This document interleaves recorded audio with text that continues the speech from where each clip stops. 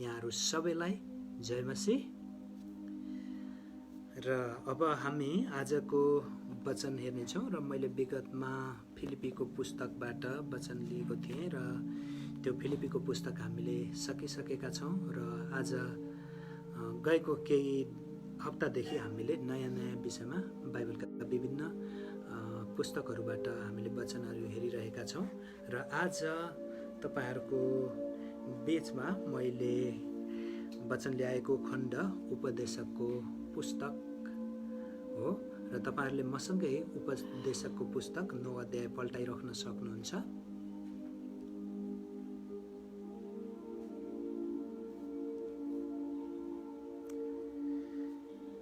हामी एउटा कहिलेकाहीँ यो हिजो आज मानिसहरू धेरै आत्महत्या गर्नतिर लागिरहेका छन्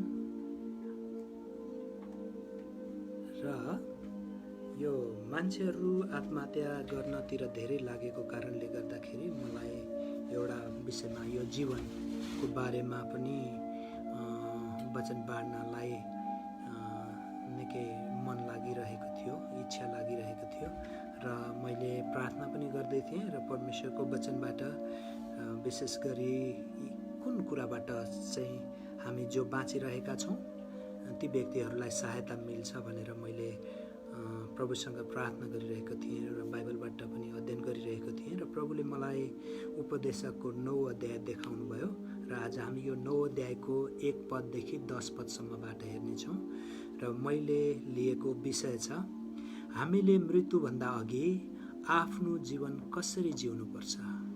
हामीले मृत्युभन्दा अघि आफ्नो जीवन कसरी जिउनुपर्छ।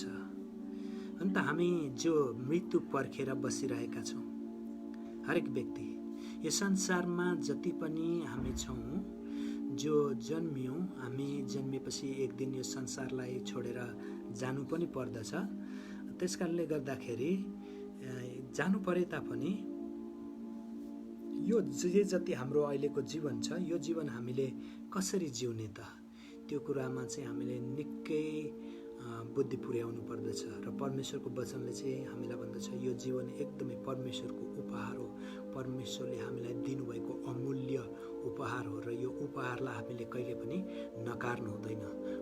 त्यहाँमाथि परमेश्वरले दिनुभएको उपहार, यसलाई राम्रोसँग हामीले जतनसँग जिउनुपर्छ।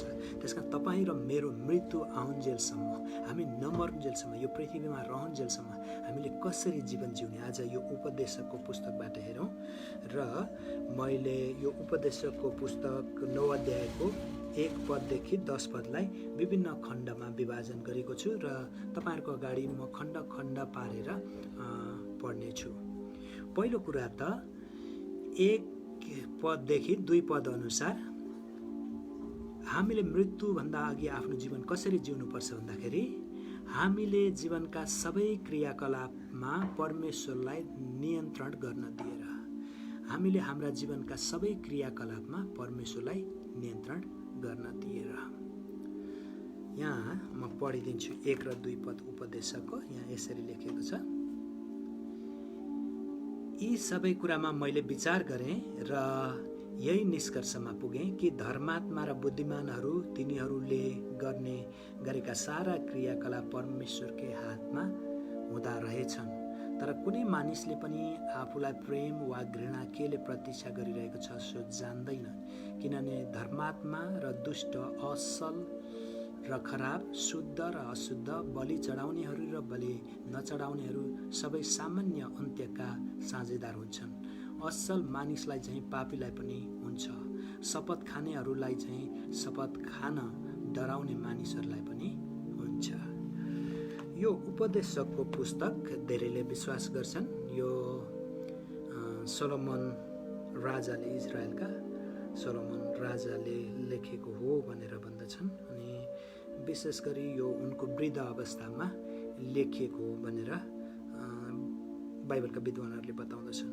उनले जवानी जीवनमा जे जति गरे यी सबै जीवनका कुराहरूबाट, जवानी जीवनका कुराहरूले चाहिँ उनलाई कुनै भनौँ न एउटा किसिमको अर्थ दिएन, जीवनमा कुनै अर्थ त्यस्तो उनले पाएनन् जीवनको अर्थ नै पाएनन्।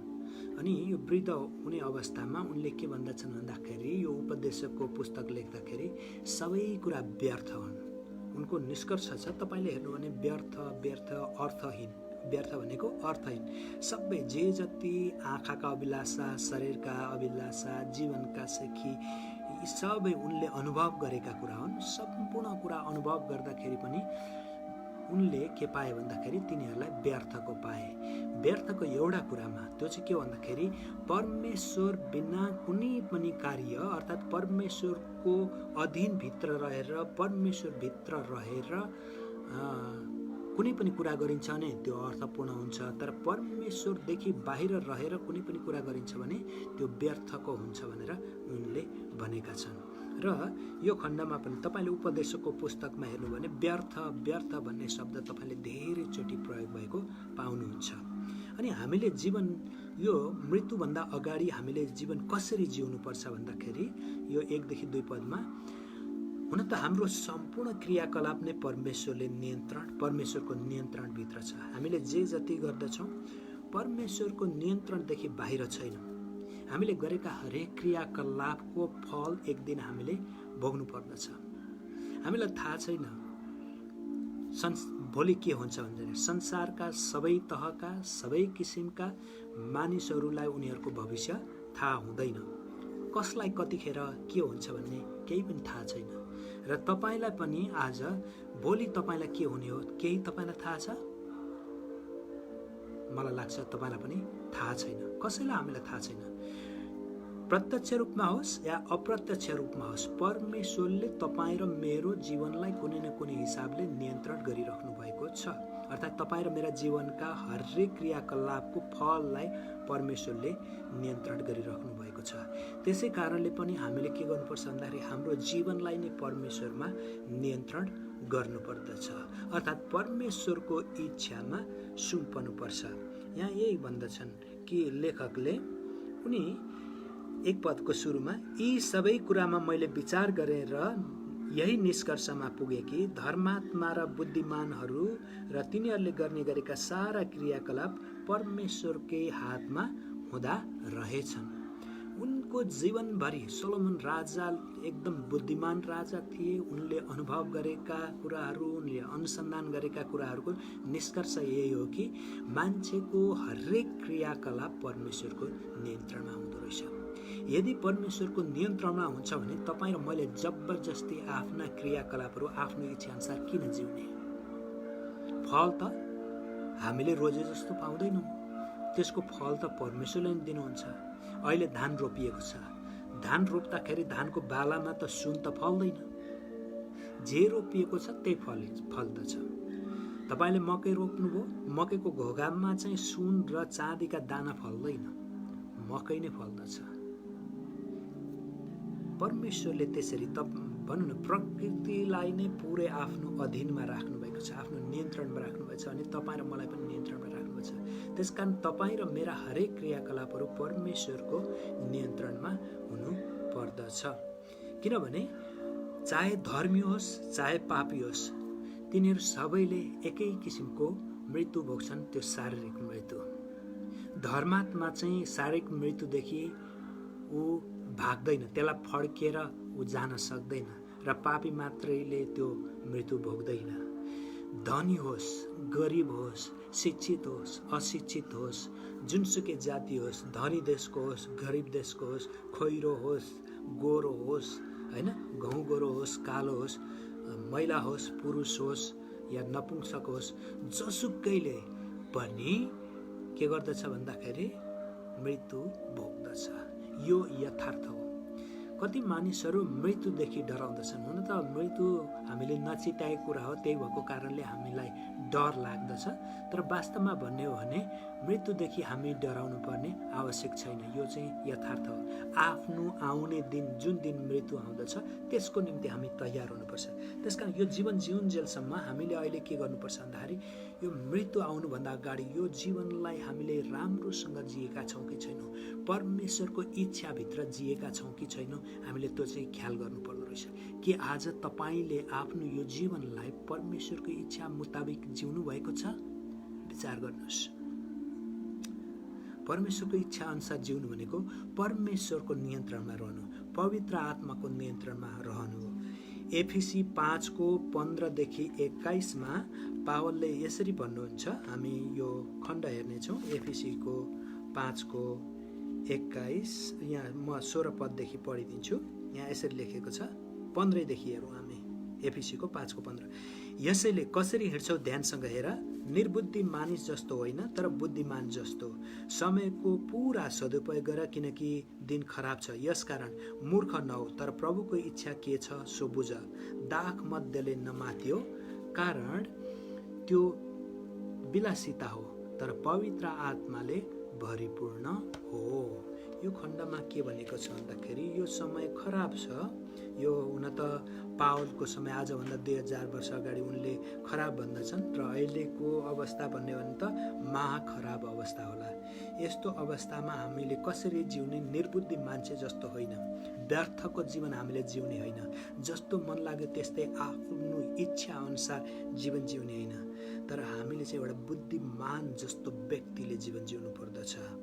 र त्यो चाहिँ बुद्धिमानले कसरी जीवन जिउँदो रहेछ भन्दाखेरि समयको पुरा सदुपयोग गर्दो रहेछ। तपाईँ र म यो संसारमा जतिन्जेल हुन्छौँ, हामी जतिन्जेल जीवित छौँ, त्यतिन्जेलको हरेक समय, मिनेट, सेकेन्ड, घन्टा, दिन, हप्ता, महिना, वर्ष, हरेक कुरालाई हामीले एकदमै सदुपयोग गर्नुपर्दो रहेछ। कहिलेकाहीँ हामी अब यो लकडाउनको समयमा कति मानिसहरूले यो समय सदुपयोग गरेका छन्, कति मानिसहरूले यसलाई दुरुपयोग गरेका छन्। लकडाउनमा के गर्ने भन्दाखेरि घरमा बस्ने, सुत्ने, खाने, यस्तै कामहरू भइरहेको छ। के तपाईँले यो लकडाउनको समयलाई पनि एकदमै अर्थपूर्ण तरिकाले जिउँदै हुनुहुन्छ? लकडाउनको समय मात्र होइन, तपाईँलाई परमेश्वरले दिएको जति उमेरको जीवन छ थाहा छैन, कति समयसम्म तपाईँ बाँच्नुहुन्छ, त्यो उमेरसम्म तपाईँ के अर्थपूर्ण तरिकाले जिउँदै हुनुहुन्छ? यहाँ त पावलले भन्दछन् समय खराब छ, त्यसकारण प्रभुको इच्छा के छ सो बुझ। हरेक दिन, हरेक मिनेट हामीले ख्याल गर्नु पर्दो रहेछ कि प्रभुको इच्छा के छ। मैले कुनै काम गर्दैछु भने यसमा प्रभुको इच्छा के छ, म कुनै कुरा बोल्दैछु भने प्रभुको इच्छा यसमा के छ, त्यो कुरा मैले जाँच्नु पर्दछ, हरेकले जाँच्नु पर्दछ। र प्रभुको इच्छा बुझेर मात्रै त्यो इच्छा अनुसार हामीले जीवन जिउनुपर्छ। त्यसकारण यहाँ उनले भन्छन् दाख मध्यले नमात्यो। सायद यहाँका यो एफिससको मण्डलीका विश्वासीहरूलाई लेखेको, त्यहाँका केही व्यक्तिहरू दाख मध्यले अर्थात् जाँड रक्सीले मातिने गर्दथे होला। जब जाँड रक्सीले मातिन्छ के हुन्छ? मान्छे आफ्नो नियन्त्रणमा हुँदैन, पुरै जाँड रक्सीको त्यो मातको नियन्त्रणमा हुँदछन्। जसरी त्यो मातेपछि त्यो के भन्छ, एउटा नसाले उसलाई डोर्याउँदछ, ऊ त्यसै गरी डोरिन्छ र त्यस्तै उसले बोल्दछ। र यहाँ ठिक विपरीत पावलले भन्छन् दाख मध्यले नमात्यो, तर पवित्र आत्माले भरिपूर्ण हो। पवित्र आत्माले भरिपूर्ण हो भनेको चाहिँ यस्तै सन्दर्भ, तर ठिक उल्टो तरिकाले। दाख मध्यले नियन्त्रण हुने होइन, तर पवित्र आत्माले नियन्त्रण हुनु पर्दो रहेछ। परमेश्वरको इच्छामा चल्नु भनेको पवित्र आत्माले नियन्त्रण गरेको व्यक्ति हुनु पर्दो रहेछ। जब पवित्र आत्माले नियन्त्रण गरिएको हुन्छ, तब यो व्यक्तिमा केही नतिजाहरू देखिँदछन्। त्यो चाहिँ के हो भन्दाखेरि 19 पददेखि, एफिसीको 5:19 पददेखि 21 पदसम्म त्यो देखिन्छ। एउटा अर्कोसँग भजन, गीत र आत्मिक गानमा बोल्दै र आफ्नो सम्पूर्ण हृदयले प्रभुको निम्ति गाउँदै र धुन निकाल्दै। अनि त्यसै गरी 20 पदमा सधैँ सबै कुराका निम्ति हाम्रा प्रभु येशूको नाममा परमेश्वर पितालाई धन्यवाद चढाऊ।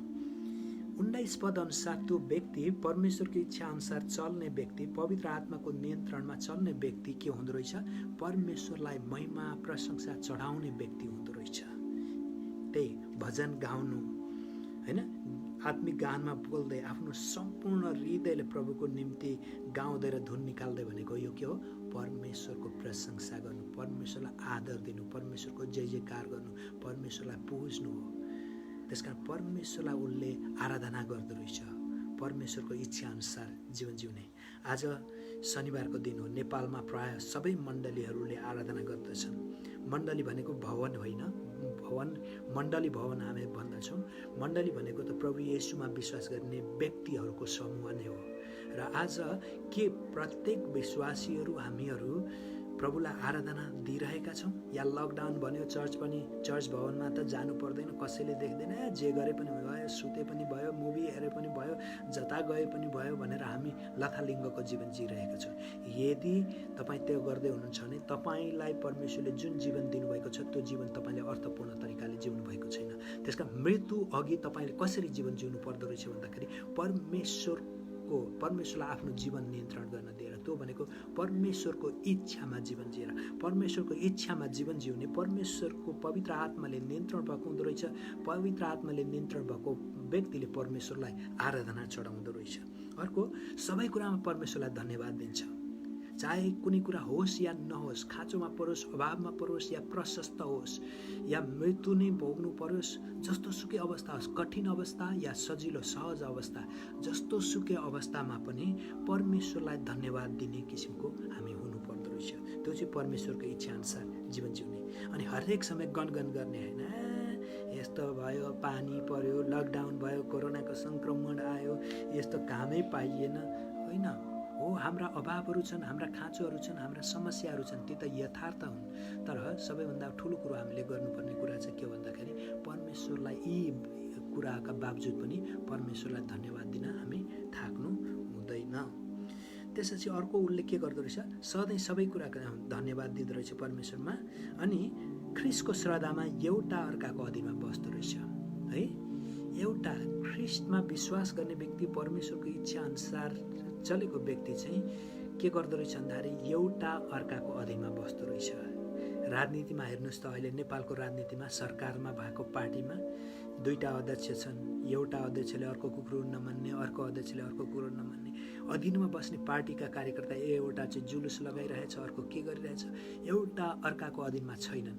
तर हामी त्यसरी राजनीति गर्ने व्यक्ति, संसारका व्यक्ति जस्तो होइन, हामी त ख्रिस्ट येशूमा विश्वास गर्ने व्यक्तिहरू हो।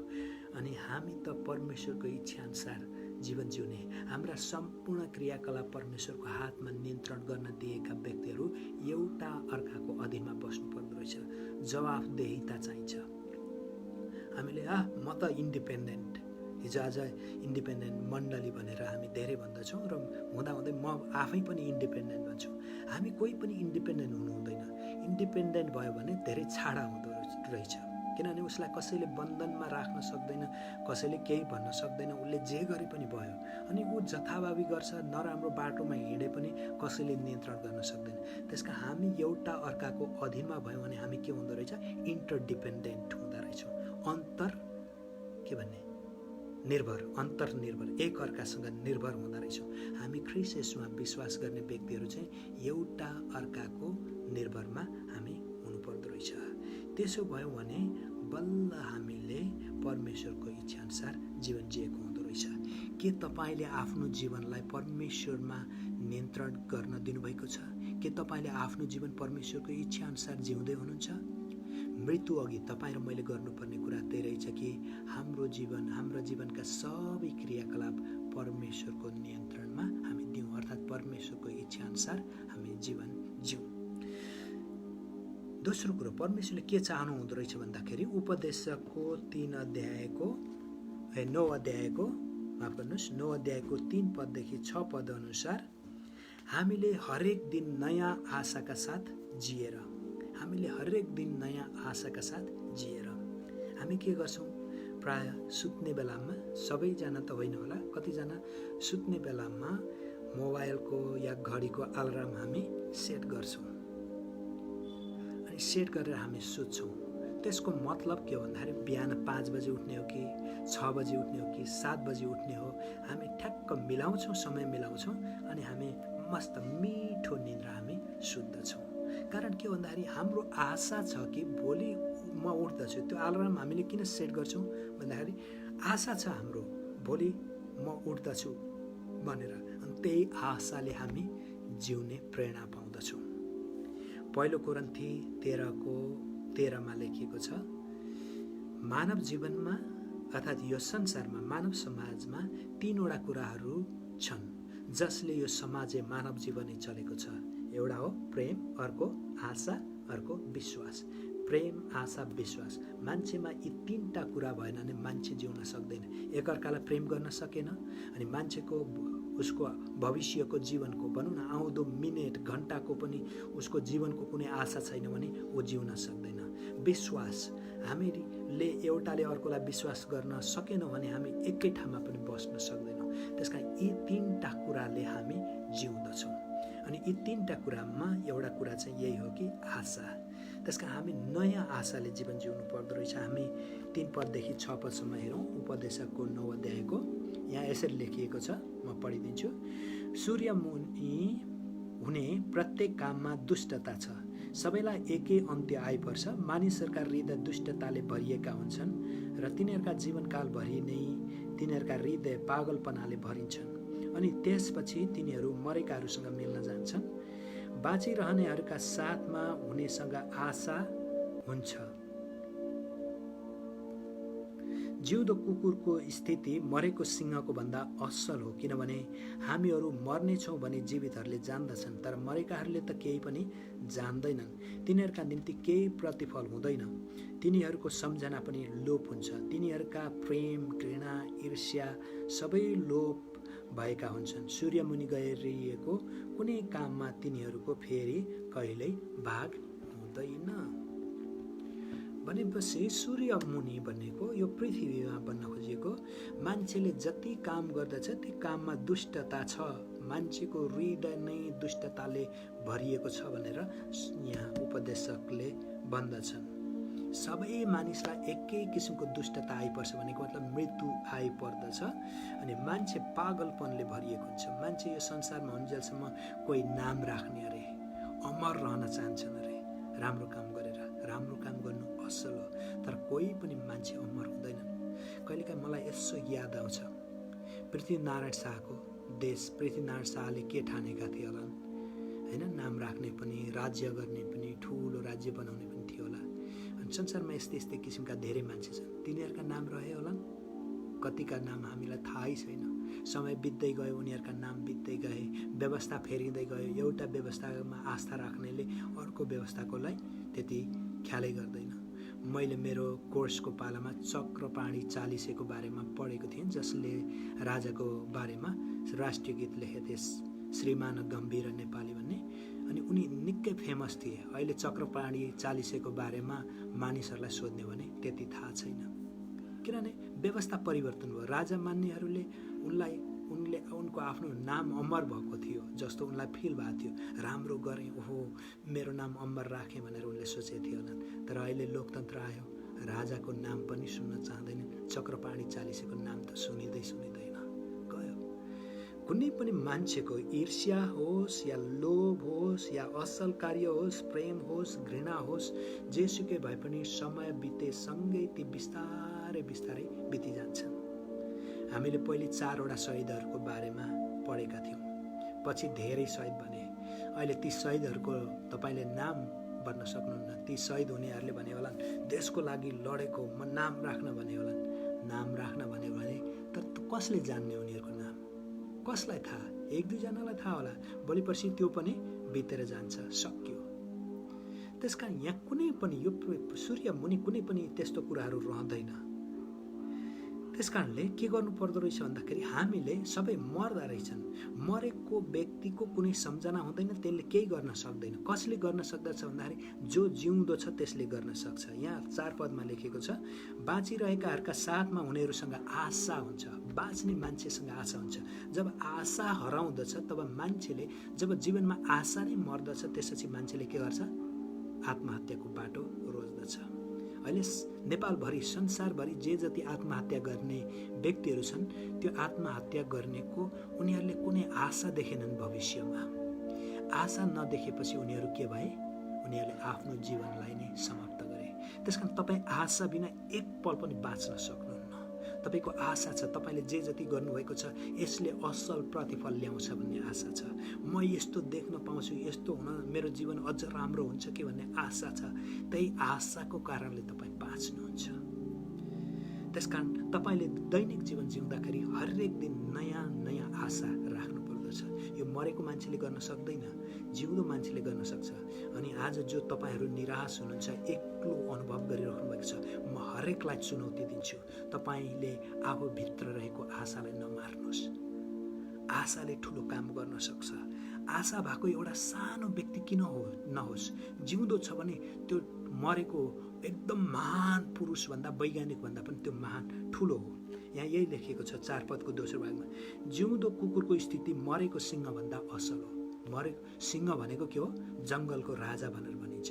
हरेक पशुहरू, वन पशु भनौँ न, हरेक पशुहरूमाथि उसले आधिपत्य जमाउन सक्छ, सबै डराउँदछन्। तर त्यो मर्यो भने त्योभन्दा एउटा कुकुर, कामै नलाग्ने, हामीले मान्छेलाई गाली गर्दा पनि के गर्छौँ, काम नलाग्ने भयो भने कुकुर जस्तो, कस्तो कुकुर जस्तो भनेर भन्छ, त कुकुरलाई भनेर भन्छन् कसै। त्यो भन्नुको मतलब के हो? कुकुर भनेको कामै नलाग्ने फोहोरी भनेर भन्न खोजिएको। तर मरेको सिंहभन्दा जिउँदो कुकुरको चाहिँ बढी आशा हुन्छ। त्यसकारण तपाईँ जीवनमा निराश नहुनुहोस्। निराश हुनुहुन्छ, एक्लोपन हुनुहुन्छ भने मरेको ठुलो विद्वानभन्दा, महात्माभन्दा तपाईँ अलिकति आशा भएर जीवन जिराख्नु भएको व्यक्तिको ठुलो आशा हुन्छ। तपाईँको जीवनबाट परमेश्वरले ठुलो काम गर्न सक्नुहुन्छ। संसारमा जो जीवित छन्, आशालाई नमारिकन जीवन जिउनेछन्, तिनीहरूले संसारमा ठुलो ठुलो काम गरेछन्। यदि फेल हुनुभयो भने निराश नहुनुहोस्। तपाईँले अझै पनि कक्षामा फेल भए पनि तपाईँ त्यो जाँचमा चाहिँ फेल हुनु होला, तर जीवनमा फेल हुनुहुन्न। तपाईँ सेवकाईमा, तपाईँको घर पारिवारिक जीवनमा, तपाईँको व्यवसायमा, तपाईँको कुनै पनि कुरामा तपाईँ असफल भइराख्नुभएको छ भने निराश नहोस्।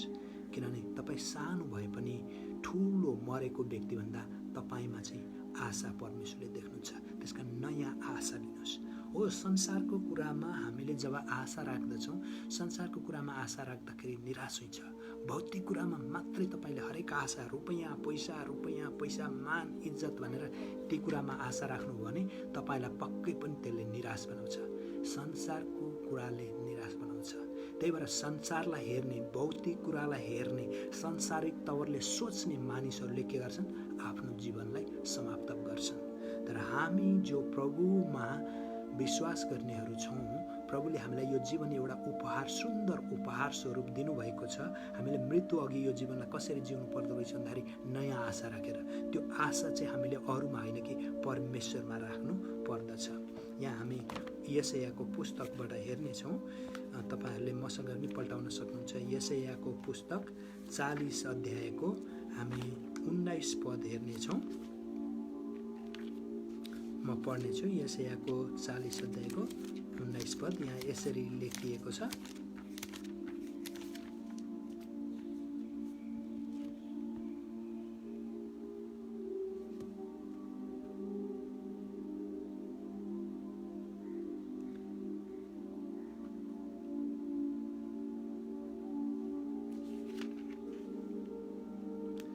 माफ गर्नुहोस्, 19 पद होइन कि 29 पद चाहिँ।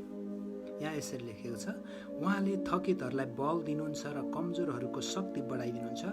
युवक पनि दुर्बल र थकित हुन्छन् र जवान मानिसहरू थाकेर लोड्छन्। तर परम प्रभुको आशा गर्नेहरूको बल फेरि नयाँ हुनेछ।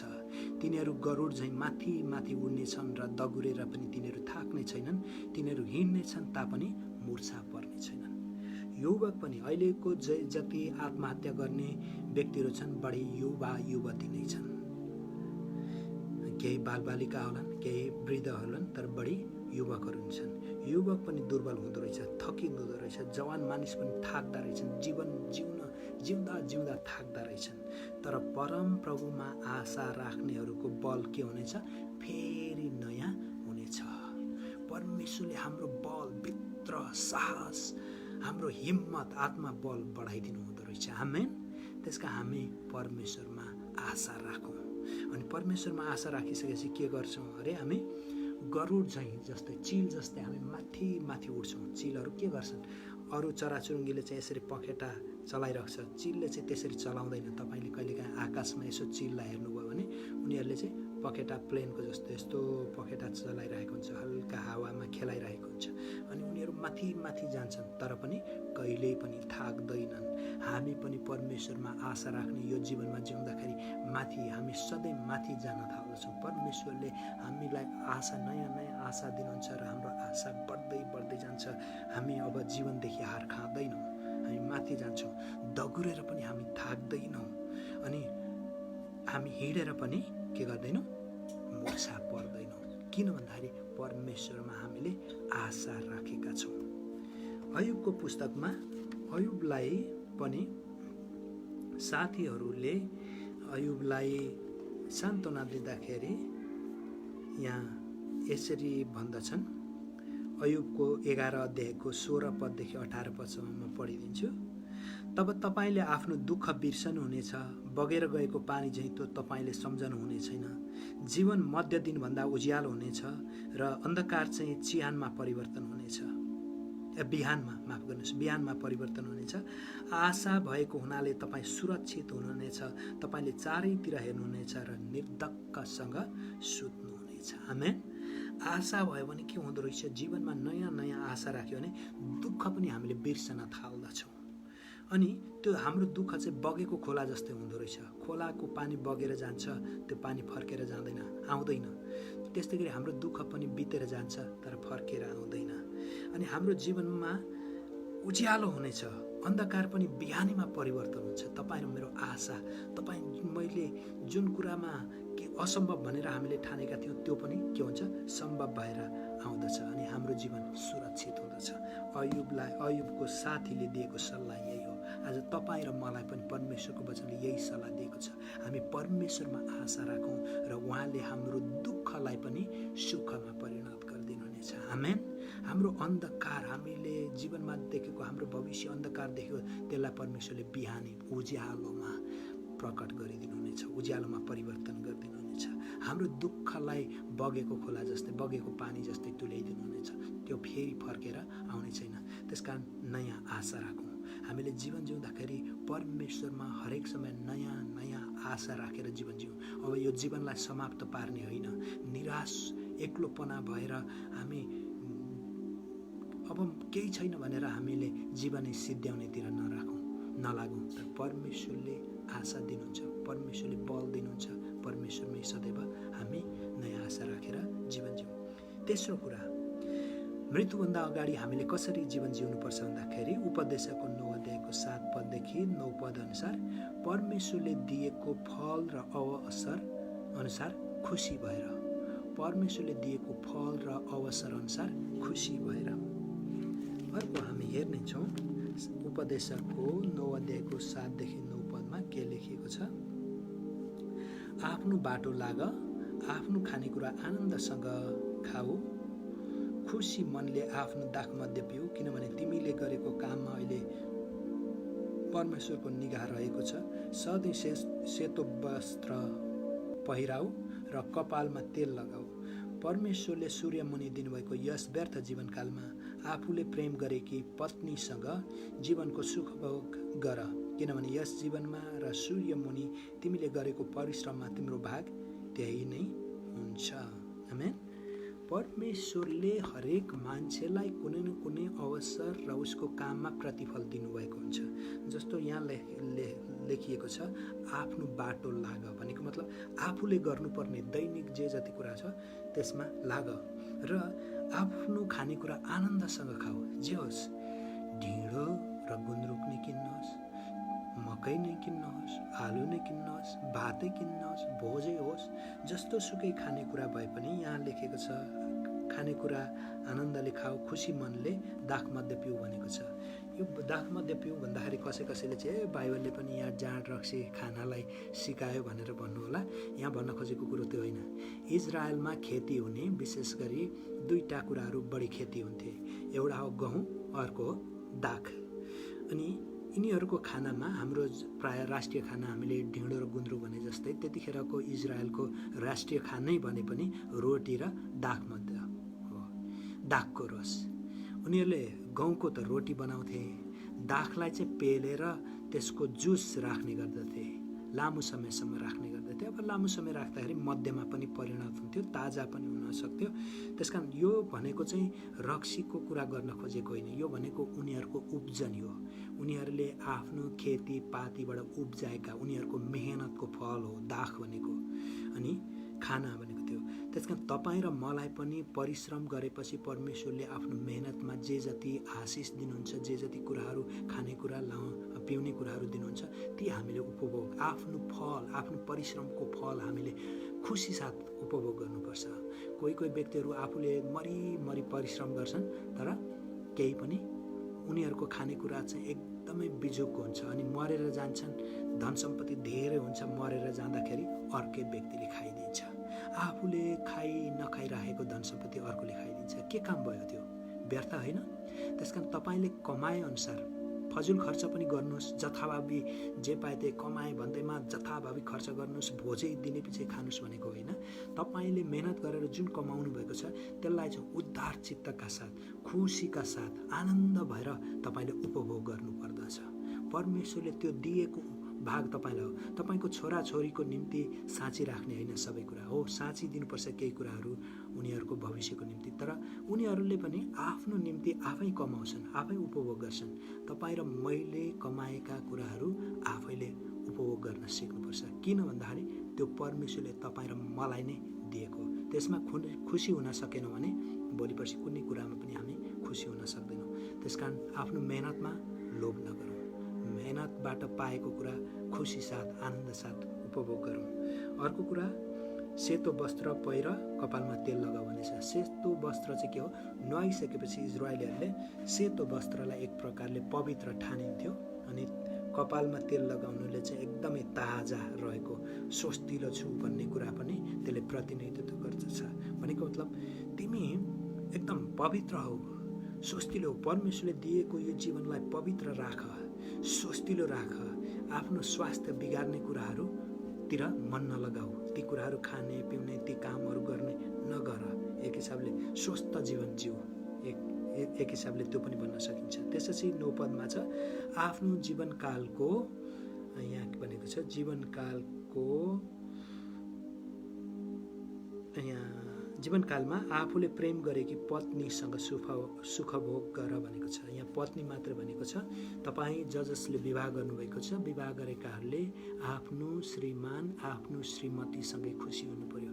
धेरै व्यक्तिहरू आफ्नो श्रीमान श्रीमतीसँग खुसी हुन सक्दैनन् अनि बाहिरको व्यक्तिसँग खुसी हुन खोज्छन्, तर त्यसले केही क्षणिक खुसी त देला, त्यसपछि उनीहरूको जीवन के हुन्छ?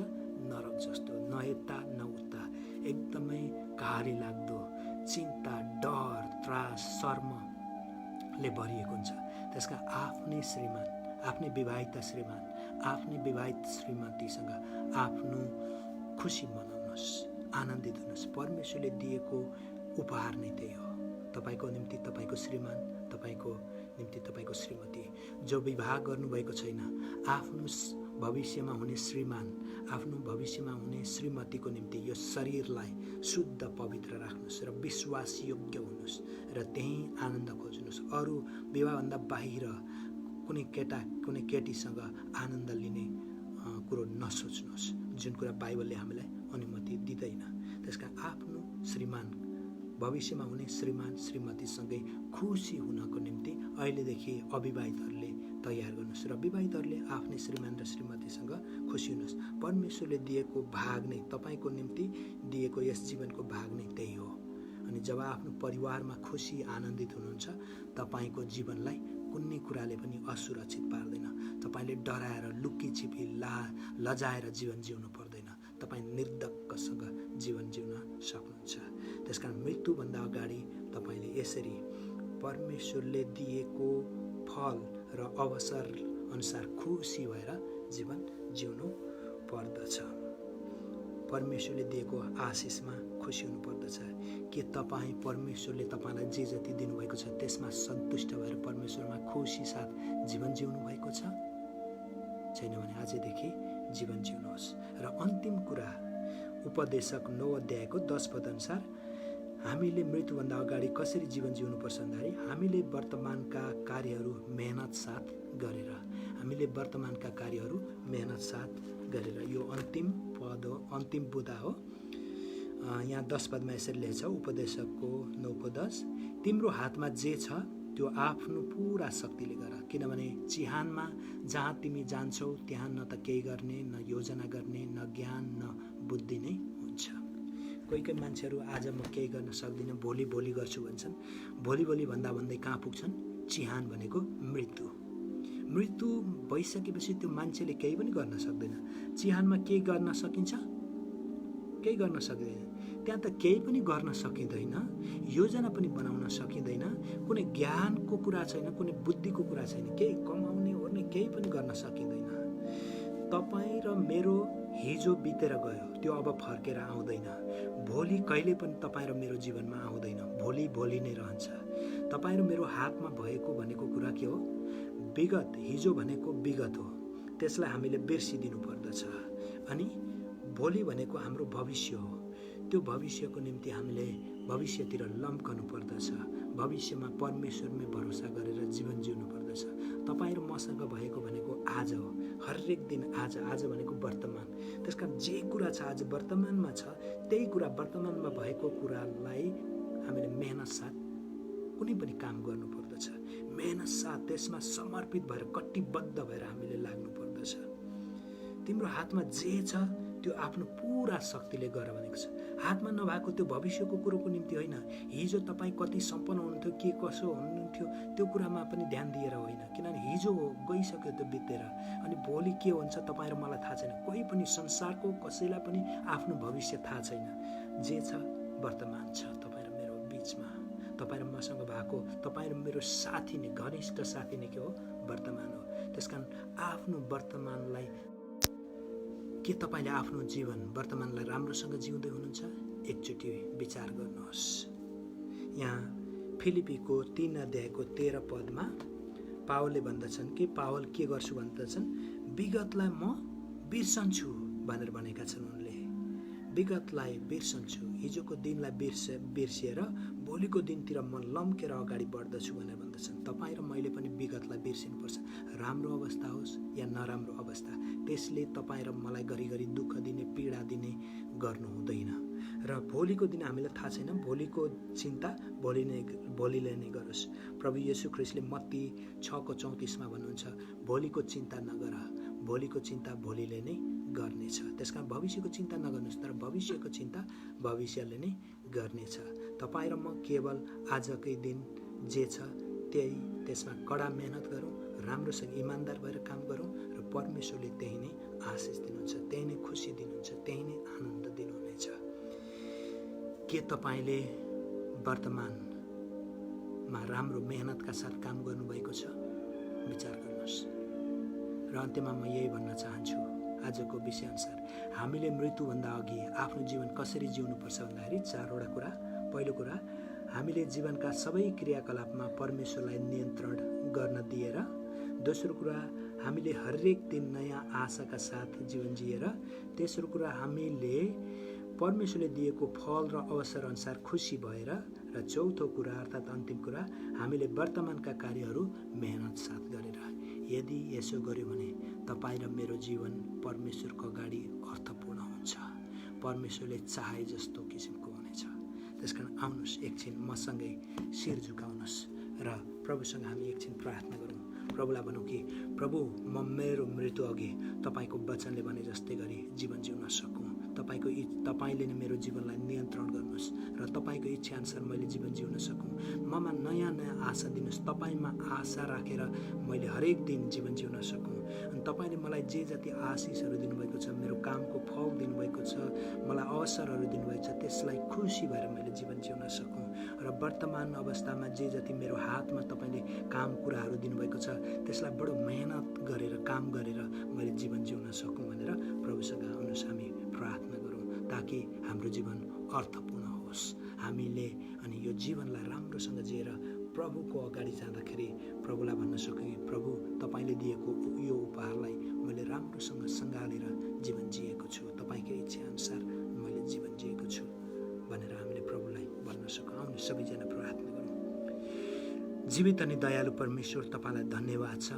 तपाईँ परमेश्वरले हामी जे जतिलाई यो संसारमा जन्म दिनुभयो, हामीले यो संसार देख्यौँ अनि आफ्ना आफन्तहरू, हाम्रा छरछिमेकहरू, साथीहरू देख्यौँ, यो संसारका कुराहरूलाई देख्यौँ।